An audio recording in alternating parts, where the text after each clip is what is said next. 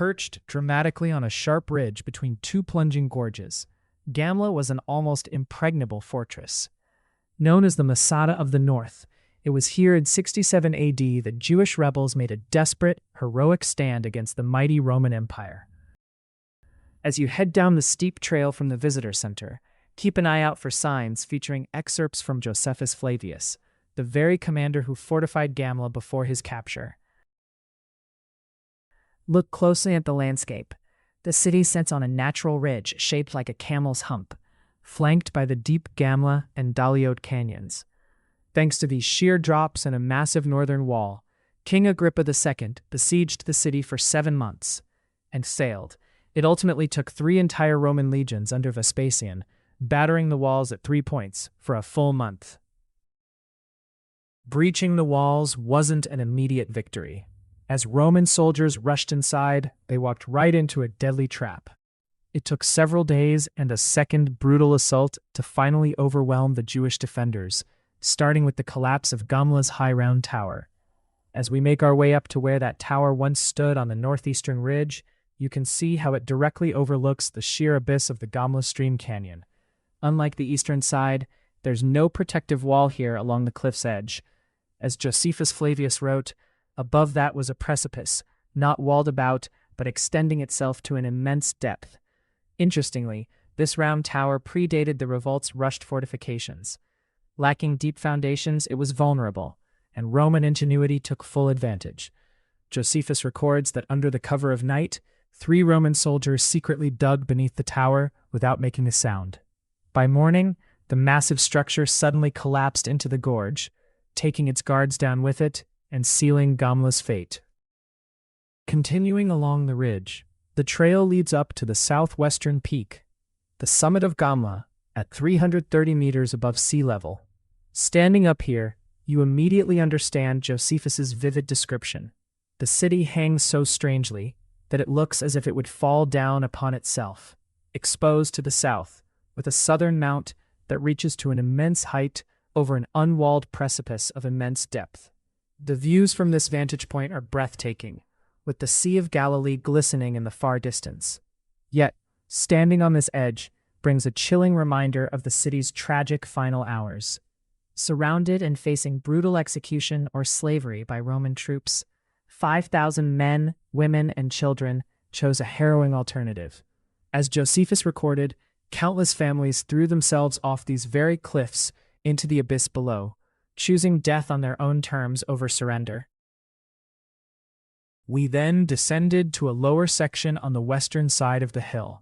In these areas, the excavators found luxurious buildings, a shopping center, an oil press, and a public structure. The whole area, including the area near the ridge, is scattered with a huge number of ceramic fragments.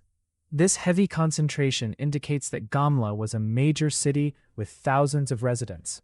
The quality of the structures and the pavement indicate that this was a wealthy section. Below is a grand 2-story residential house. The walls and floor of the large room were plastered, partly decorated with stucco. Elements of a flour mill are seen in the nearby structure. These stones are used to grind wheat grains and make bread. A cave behind the wall was used to store the flour and the grains. There are 2 types of millstones seen here, a Pompeian or donkey mill millstone and an Olynthus hand mill type. A large structure, 11 by 5.5 meters, is located below the level of the flour mill and grand house. Its roof was supported by 2 arches. This structure is an oil press, dated to the 1st century AD, and is one of the most complete and large Roman oil presses found in Israel. The oil press was divided into 2 subsystems. Under the eastern arch is a large round crushing millstone and its basin, while under the western arch are 2 sets of oil presses. The oil production process involved both operations. First, the olives were crushed on the eastern side, then they were pressed on both of the presses on the western side. Continuing to the north, in the center of the city, there are structures and installations dated to the early Bronze Age and to the Hasmonean Kingdom period. On the southwest side of the synagogue was a ritual bathhouse, the mikveh, where the synagogue visitors would bath and cleanse themselves by immersion in the pool. Its size is 4.5 by 4 meters. 4 steps lead to the bottom of the pool. Plaster was applied to the walls and floor, primarily for waterproofing, structural durability, and cleanliness.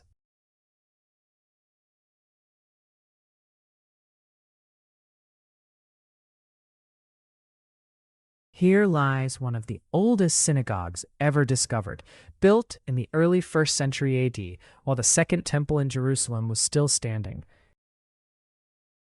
Uniquely, this 25 by 17 meter basalt hall isn't oriented toward Jerusalem like typical synagogues.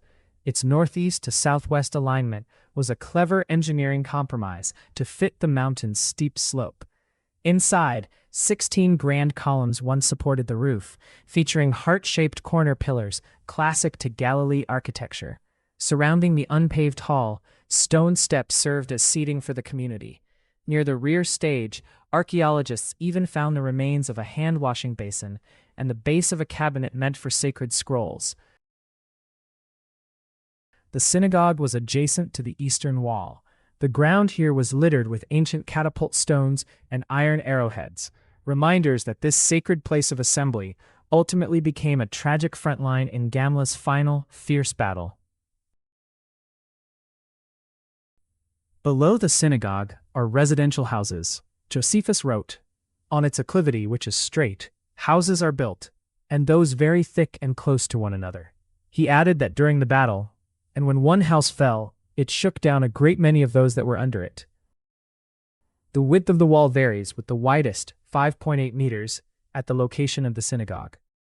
And evidence of the fierce war between the defenders and the Roman legions was found in this section of the wall, where a breach was found at the point the Romans managed to knock down the wall using the battering rams.